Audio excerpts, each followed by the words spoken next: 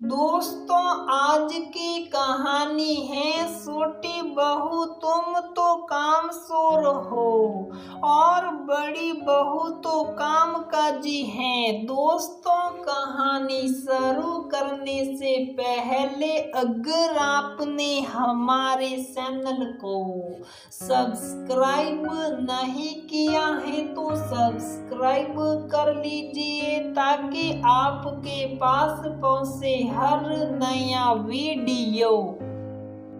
पता नहीं मेरे साथ ही ऐसा क्यों होता है। माँ सही कहती थी, तेरे हाथ में यश ही नहीं है। अच्छे काम भी कर लो, कोई नाम नहीं होने वाला। बेकार ही सिर दर्द कर अपने माथे काम की चादर ओढ़ती रहती हूँ। इतने जतन से सब तैयारी की और नाम देखो हो गया जेठानी जी का। इससे अच्छा तो यही होता अपने शरीर को ही आराम दे देती, अपने आप को कोसती और कमर दर्द से कहराती। दीक्षा कमरे में बैठकर आंसू बहाई जा रही थी, तभी उसकी माँ का फोन आ गया। फिर क्या था, दीक्षा शुरू हो गई। उधर से उसकी माँ ने समझाते हुए कहा, बेटा मैं जानती हूँ तो हमेशा अपने ससुराल वालों का पूरा ख्याल रखती हैं, ये अच्छी बात है, पर हर बार सब काम करना जरूरी है क्या? माना तुम्हें लगता है ससुराल की इज्जत का सवाल है तो सब काम एकदम परफेक्ट हो, पर इसका मतलब ये तो नहीं कि तुम खुद को उसमें झोंक दो। अरे कुछ काम उन लोगों को भी करने दो।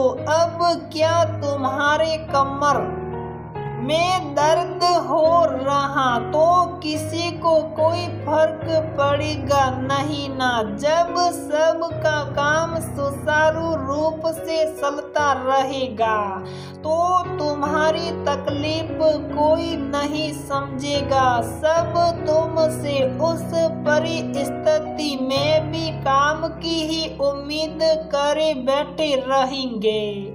अभी भी वक्त है, अपने शरीर को भी आराम दो। और जब तुम्हारी जेठानी की बेटी की सगाई है तो उनको भी कुछ जिम्मेदारियां उठाने दो। तुम ही भागदौड़ करती रहोगी तो उनको तो पता भी नहीं चलेगा शादी में क्या क्या करना होता। देख तेरी माँ हूँ, तेरी ही फिक्र करूँगी, बाकी जो तेरा दिल करे करना।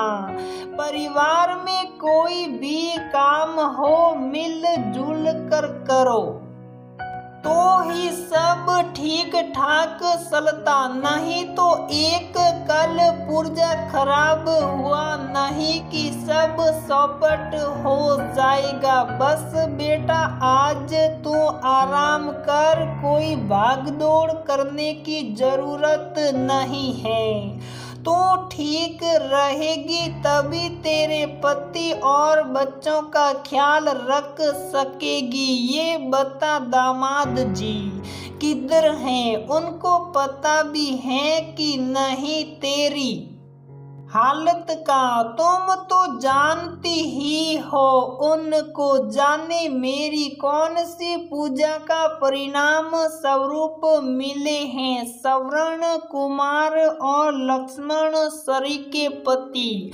पता नहीं मैंने कुछ वहां नहीं किसी से कमरे में आ गई। चुप साप दीक्षा ने कहा, बेटा अभी भी बोल रही हूँ। अपने शरीर को देख कर ही काम ओढ़ना बेकार।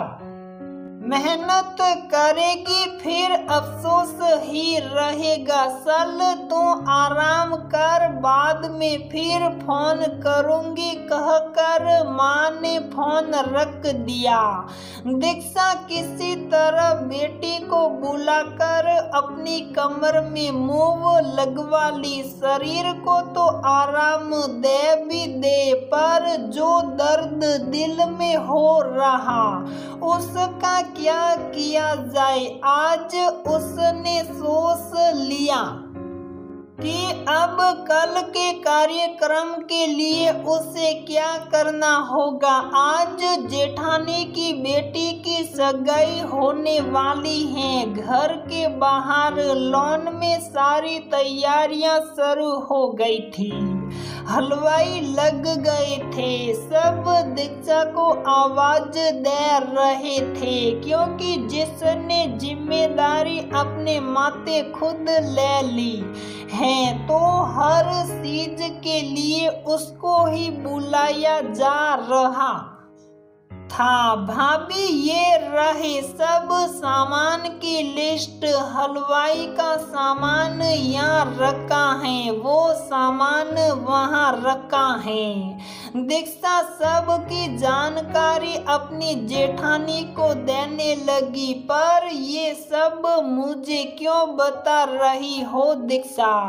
ये सब तो तुम ही अच्छे से संभाल सकती हो, मेरे बस का नहीं ये सब करना। फिर तुम्हारे जितना दिमाग तो मैं लगा भी नहीं सकती। सब कुछ कितनी बारीकी से कर लेती हो, मेरे से नहीं होगा। तुम ही देखो ये सब, नहीं तो वरुण जी बोल दो। जेठानी ने कहा, ना भाभी आपकी बेटी की सगाई है ना, सब कुछ परफेक्ट तो आप ही कर रही हैं। कल घर में जितने मेहमान आए हुए थे सब आपकी पसंद की तारीफ ही कर रहे थे। मुझसे बेहतर दिमाग आपके पास है, तो फिर आज भी सब कुछ परफेक्ट ही होना चाहिए। दीक्षा के शब्दों की कड़वाहट बस वो महसूस कर रही थी, पर सामने मीठे बोल बोलना जरूरी था। वो अब सबको क्या बोलती फिरों की ये सब दीक्षा ने किया है। मेरी बेटी की सगाई है तो सब यही सोच रहे होंगे ना कि ये सब सामान तैयारी मैं ही कर रही हूँ, तो मैं कुछ नहीं बोली। जेठानी ने स्पष्ट किया, इसलिए ही तो आज की तैयारी आप ही कीजिए। जब जो काम मैंने पीछे से किए तो भी आपकी वाहवाही हुई, जबकि मैं ही जानती हूँ मेरी कमर में कितना दर्द हो रहा है। बेल्ट लगाकर काम कर रही थी कि कोई कमी ना हो, तब भी तो आप ही आगे रही, तो आज आप ही अपनी जिम्मेदारी निभाए।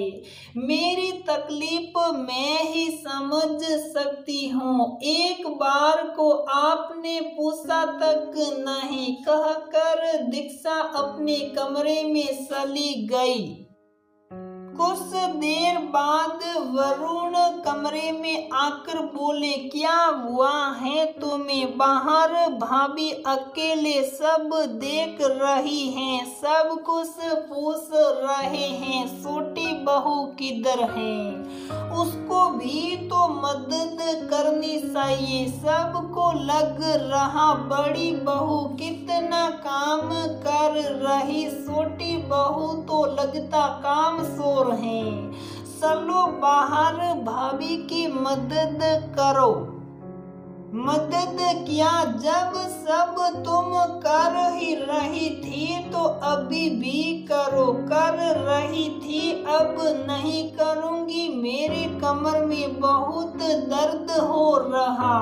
आपको पता भी चलता है जो कह रहे छोटी बहू को मदद करनी चाहिए, उनको कल क्यों नहीं बताया कि ये जो सजावट तैयारी सब देख रहे छोटी बहू ने ही किया है। बड़ी बहू की तारीफ हुई तो सबकी जुबान पर ताला लग गया।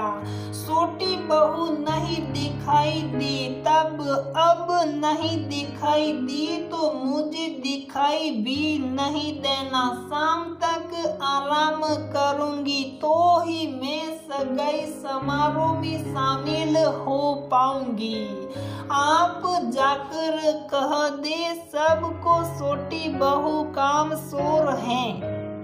पता नहीं इतना सब करके भी सबकी नजरों में बुरी ही बन गई। पता नहीं मेरे साथ ही ऐसा क्यों होता है। दीक्षा गुस्से में वरुण से बोली, इतना गुस्सा क्यों कर रही हो? समझ रहा हूँ तुमने बहुत भागदौड़ की है, सब कुछ इतने व्यवस्थित रूप से कोई नहीं कर सकता। एक एक मेहमान का ध्यान रखना सबके बस का नहीं लगता है। दर्द ज्यादा हो रहा, लाओ कमर में मूव लगा देता हूँ और ये दर्द की दवा भी खा लो।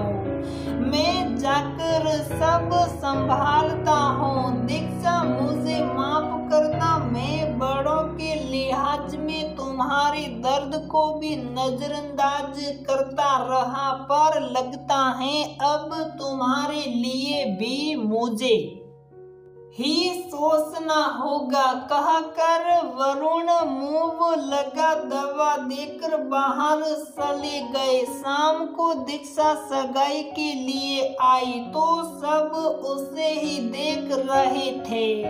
तभी उसकी बेटी उसके पास एक कुर्सी लेकर आई और बोली, माँ काम उतना ही करना चाहिए जितना शरीर इजाजत दे। मर कर किसी के लिए काम भी करती रहती हो और ताने भी सुनती हो, इससे अच्छा है ना जिसका काम है उनको ही करने दो और लोगों की बातों पर ध्यान देने की कोई जरूरत नहीं जिनके लिए कर रही थी।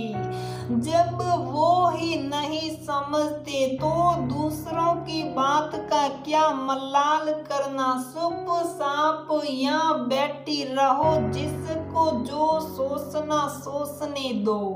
15 साल की दिया की बातें सुन सब बोलने लगी। कितना बोलती है छोटी बहू की बेटी, पता नहीं कैसे संस्कार दे रही है इसे। दीक्षा अपने सिर पर हाथ रखते हुए सोची, सच में मेरे साथ ही ऐसा क्यों होता है। एक बेटी माँ के लिए सोच रही तो भी वो गलत ही नजर आ रहा। भगवान जाने छोटी बहू की किस्मत ऐसी होती और बड़ी बहू की किस्मत अच्छी होती।